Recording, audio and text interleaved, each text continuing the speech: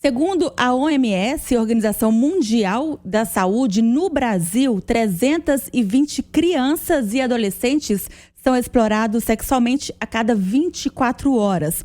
O número pode ser ainda maior, já que apenas 7 a cada 100 casos são denunciados. 75% das vítimas são meninas e, em sua maioria, negras. Para falar sobre, a pedofilia e também o combate, vamos conversar aqui com a Day Dias, ela que é fundadora da Rede Solidária. Oi, Daia, obrigada por ter vindo. Obrigada, muito obrigada. E também com Vanessa do Mila, que é fundadora do Instituto Mila Brasil. Vanessa, seja bem-vinda. Obrigada. A gente me assusta quando a gente vai, falar sobre pedofilia e ver que no Brasil não é considerado crime. Apesar de ser um ato sexual, de uma violência sexual aí contra a criança. Eu queria que a gente começasse com uma análise, de vocês, Vanessa, sobre essa realidade que a gente encontra. Então, o fato da pedofilia não ser considerado um crime acaba abrindo precedentes para que o crime propriamente dito continue acontecendo, porque uma pessoa, ela abusa de uma criança e basta ela se declarar um doente para que ele não seja punido pelo aquele crime. E a gente sabe que é muito claro, um doente você trata, um criminoso você prende. Então, como a Vanessa deixou bem claro, é importante a gente entender que é sim um crime e é sim algo que a polícia deve entrar com tudo e ir atrás para prender esse criminoso. E essa é uma situação que acredito que na esfera aí judicial acaba dando brecha para que esses criminosos fiquem na rua e, claro, continuando a praticar mais crime sexual contra a criança. Exatamente, porque a partir do momento que a própria justiça entende que ele não é um criminoso, que ele é um doente e ele precisa ser tratado, fala-se muito sobre a castração química. Porém, as pessoas precisam entender de fato o que significa a castração química. Ela não é uma solução definitiva, é um paliativo. E o criminoso, no caso, o pedófilo, ele só faz o tratamento se ele aceitar. É como a pessoa viciada em droga. É um tratamento compulsório, não é uma coisa que é obrigatória. Então, ele pode dizer, para se safar do crime, que ele vai aceitar aquele tratamento, mas decidir parar e fica por isso mesmo. Vanessa, você foi fundadora, do Instituto Mila Brasil. Eu queria que você contasse como surge este instituto e como tem sido a atuação dele no combate, à pedofilia. Eu fui uma vítima de violência sexual aos 10 anos de idade e a partir do momento que eu entendi que eu queria que isso ficasse no passado, eu decidi fundar o meu instituto porque eu decidi que eu ia sair do papel de vítima e me tornar uma sobrevivente. Porque a pessoa, quando ela sofre uma violência, ela carrega essa dor pela vida fora. A família não acolhe essa vítima. Infelizmente, isso aconteceu comigo, não é achismo. O que eu estou falando é a situação que eu vivi na pele e vivo até hoje. Então, quando eu decidi fundar o Instituto, foi para acolher essas vítimas que, assim como eu, também não tiveram a sua dor acolhida. Infelizmente, é uma realidade, que tudo acontece naquele ambiente familiar com pessoas que a gente teria que confiar, Pessoas que estão ali para cuidar são justamente as que acabam praticando isso contra as crianças. Exatamente. O lugar mais seguro deveria ser a casa, da criança. E o segundo lugar mais seguro deveria ser a escola. Mas, infelizmente, a gente vê várias notícias, inclusive acompanhamos algumas essa semana, que, infelizmente, o lugar mais seguro não é a sua casa e o lugar mais seguro não é também a escola. Os criminosos, eles têm tendência a procurar lugares onde tem criança, E a gente sabe que aonde tem criança, certamente vai ter um pedófilo. Day, e como que é a atuação aí, da Rede Solidária? A rede nasceu em 2018 com a ideia de conectar projetos sociais Foi assim que eu me conectei com a Vanessa, há quase 5 anos atrás. A rede nasceu com essa essência básica de fortalecer projetos sociais que têm trazido relevância para a nossa cidade. Eu conheci a Vanessa há 5 anos atrás, através de um contato de uma amiga delegada que atua também contra o crime, né? De pedofilia e exploração sexual infantil, e ela me apresentou o Instituto Mila, e de lá para cá eu não desgrudei mais a Vanessa, e a gente vem fazendo essa luta aí, ganhar mais dimensão, ganhar mais visibilidade, porque infelizmente é uma causa com pouca visibilidade e que a gente precisa falar cada vez mais sobre isso, porque isso acontece em todos os lugares. A pedofilia do Brasil está em todos os lugares. Ela reza missa, ela faz culto, ela está em condomínios fechados, ela está em vilas e favelas, ela de fato está em todos os lugares. Vanessa, e a gente, as vítimas são crianças, e eu até acompanhando assim no meu dia a dia, nas ocorrências, no factual, a gente sabe que a criança, ela custa a entender que aquilo ali é um crime, Se passam aí às vezes anos, ela mesmo incomodada com aquela situação, ela não consegue entender, diferenciar, até que geralmente quando já é adolescente, que vai entender que aquela atitude que vem sendo feita com ela, aquilo é nojento, não poderia acontecer.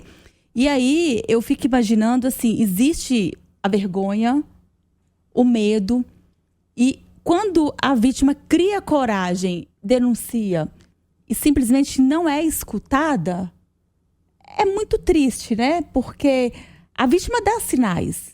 Hoje nós temos um dado de 86% dos casos são praticados dentro da própria família, dentro de casa. Isso inclui pais, padrastos, tios, avós abusadores e até mesmo membros do convívio ali, um amigo da família, enfim.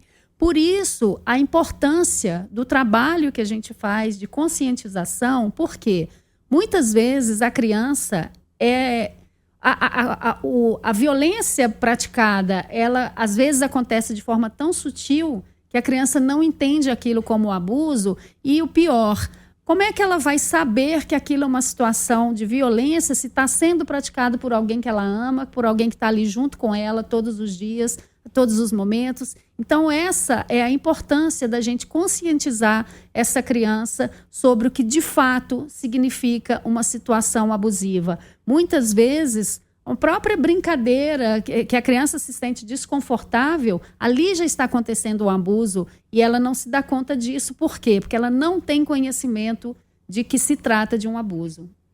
A Day estava falando, sobre... Infelizmente, a pedofilia existe em todos os locais. Citou a igreja, e tem um caso que a gente está acompanhando recente, de um padre com pelo menos 60 vítimas, crimes que aconteceram há mais de 20 anos, que infelizmente, inclusive, foram prescritos na justiça, e só agora elas tiveram coragem de denunciar. É importante que a gente vê, quando uma pessoa tem a coragem de denunciar, ela leva outras vítimas a terem coragem para falar. Dessas 60 vítimas, infelizmente, 5 se mataram. Uma delas, inclusive, colocou fogo em seu próprio corpo. E, recentemente, algumas delas procuraram o Instituto Mila, para estar conversando. Eu até acompanhei a Vanessa, mas eu gostaria que a Vanessa falasse mesmo, dessa conversa, como foi, nós estivemos com essas mulheres, e realmente é devastador o quanto esse padre prejudicou a vida dessas mulheres. Como você disse, nós temos aí já catalogadas em torno de 60 vítimas, 60 mulheres que foram abusadas na infância por esse padre. E a situação que nós temos hoje é de mulheres completamente comprometidas, mulheres com sequelas emocionais muito grandes. Nós tivemos contato com algumas delas, e é visível esse comprometimento dessas pessoas, como que uma situação pode mudar o futuro daquela pessoa. E todas têm uma característica em comum. As famílias não acreditaram porque era um padre, era uma pessoa de extrema confiança daquela comunidade em que viviam, e isso foi perpetuando seus crimes. Ele foi se sentindo cada vez mais seguro para cometer os seus crimes. Por quê? Porque ninguém denunciava. E quando denunciava, as famílias não acreditavam. Eu estou me lembrando de um caso recente de Betim, que ele só veio à tona porque ela tinha 12 anos, né? De criança para adolescente. Ela engravidou. E o predador, né? Que é o nome que a gente gosta, que é importante citar, né? O predador era o próprio pai dessa menina. E ela tem outras 3 irmãs que também eram abusadas. Se eu não estiver errada, 2 mais novas e uma outra mais velha. E a mãe tinha conhecimento. E, inclusive, ela depois foi indiciada também.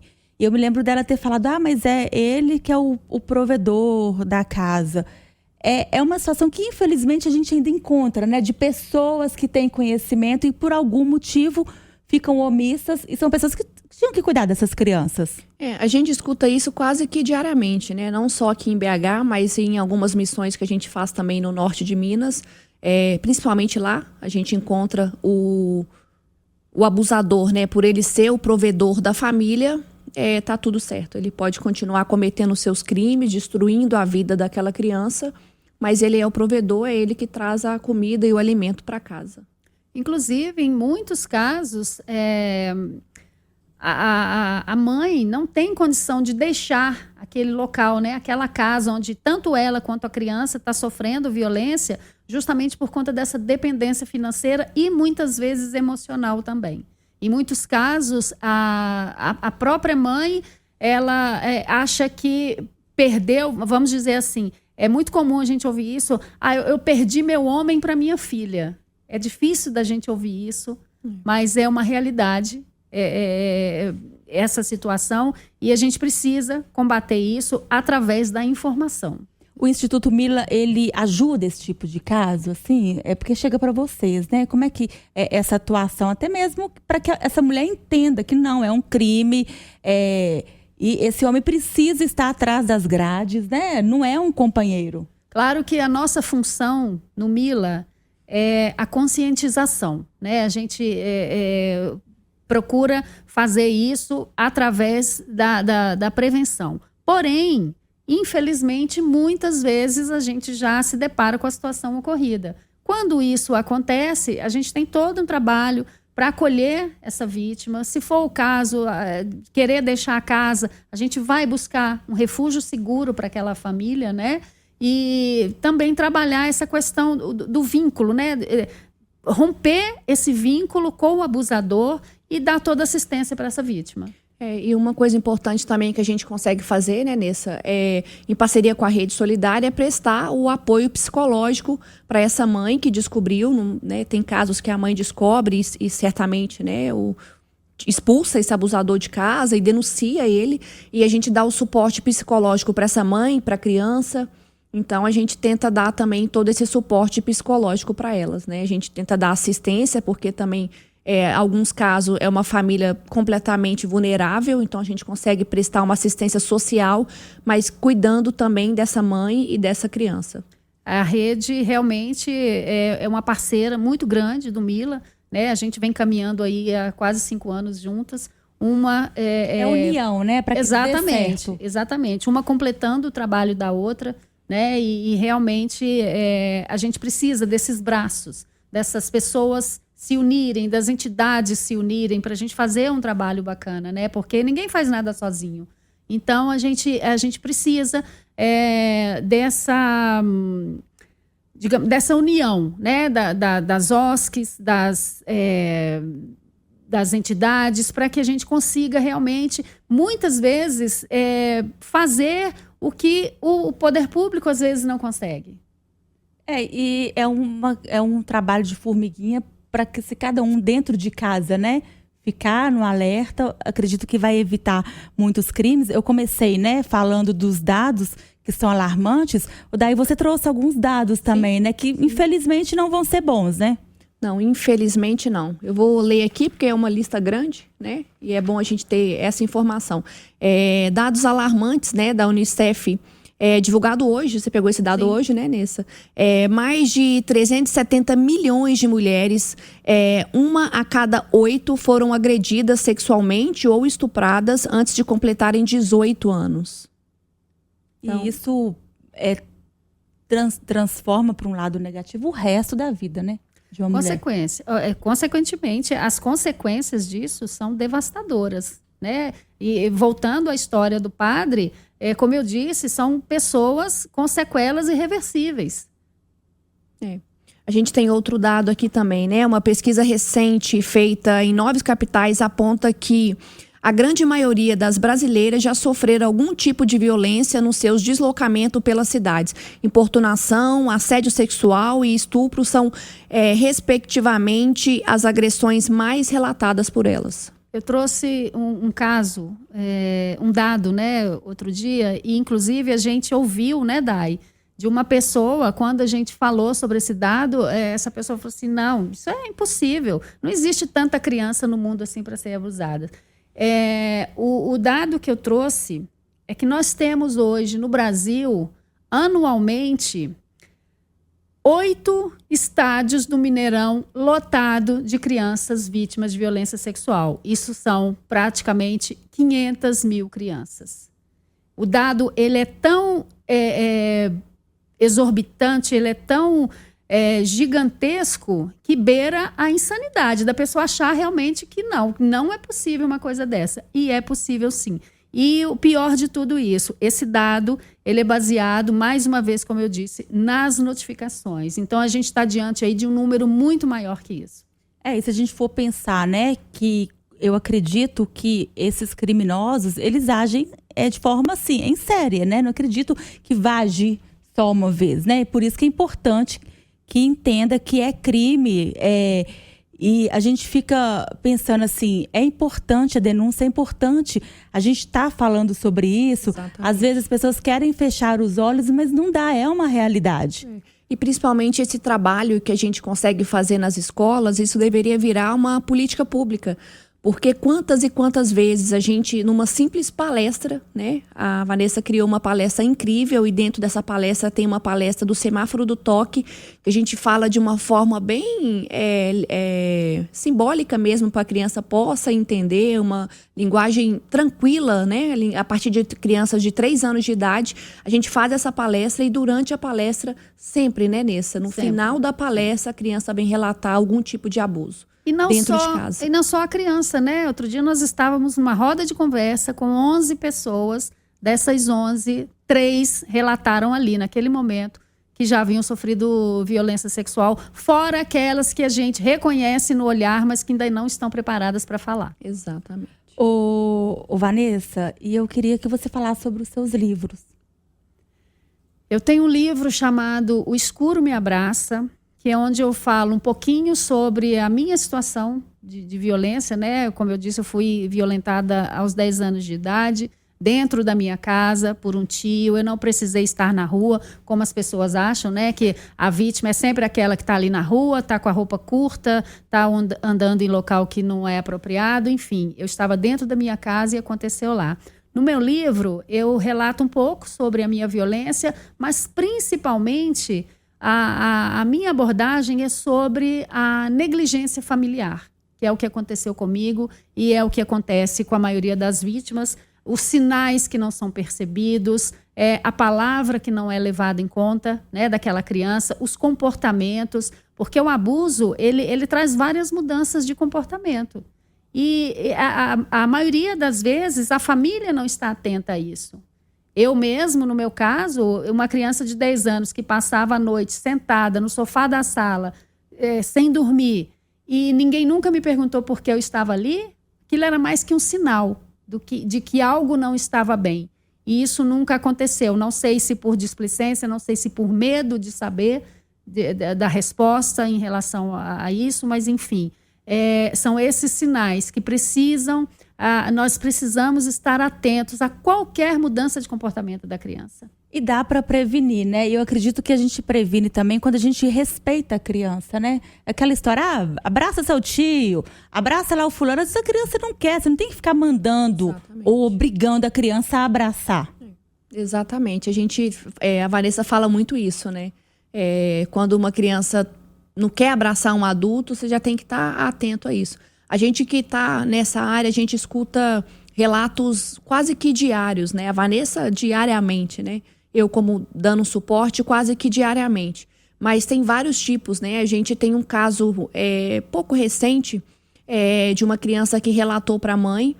A mãe não faz ideia de quanto tempo que ela sofria abuso, ela tem apenas 5 anos de idade, mas que ela sofria abuso pelo pai e que ela descobriu por um sinal bobo que a filha deu durante uma brincadeira, ela brincando com a filha dela em casa, e aí ela se fingiu de uma onça, e aí a primeira coisa que a criança falou, uai, mamãe, se você é uma onça, a pessoa, não vou citar, então não pode te matar.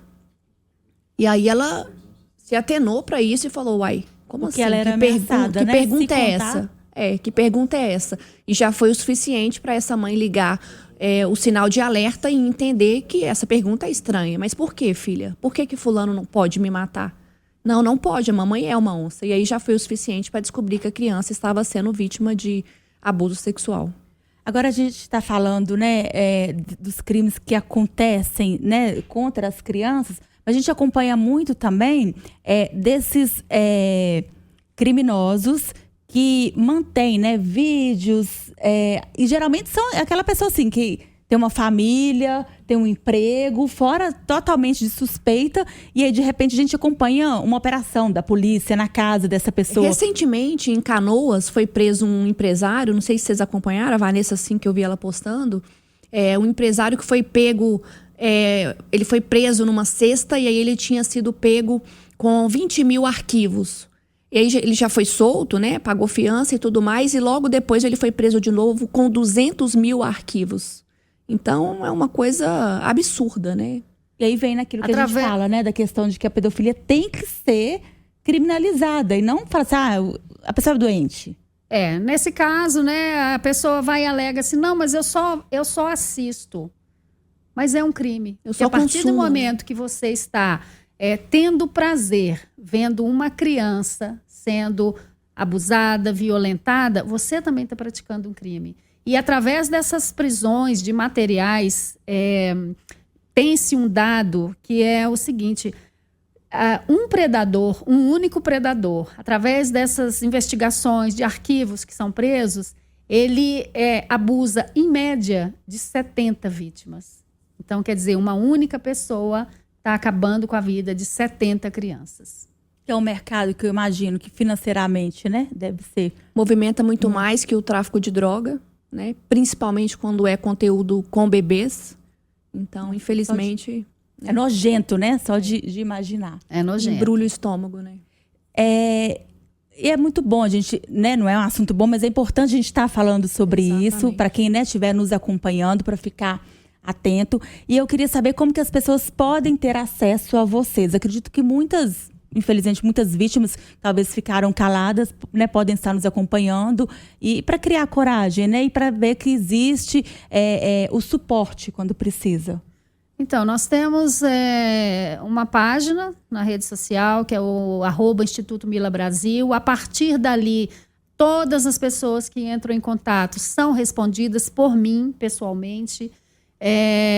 Quem tiver interesse, a gente passa também o número telefônico. Nós temos o site também com dados, com dicas sobre prevenção. Então, assim, como você disse, a gente precisa cada vez mais quebrar o tabu que envolve esse assunto. A gente precisa falar sobre isso, porque não está distante da sua realidade. Está na casa de todos nós. Então, a gente precisa realmente trazer luz para esse assunto, porque só através da conscientização é que a gente vai conseguir furar essa bolha e realmente começar a combater isso de frente da forma como se deve.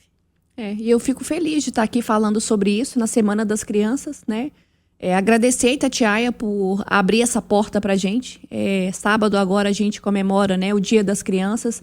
Então que vá de alerta também para todos os pais, para ficar atento, porque onde tem criança tem pedófilo e a gente precisa ter esse olhar de atenção.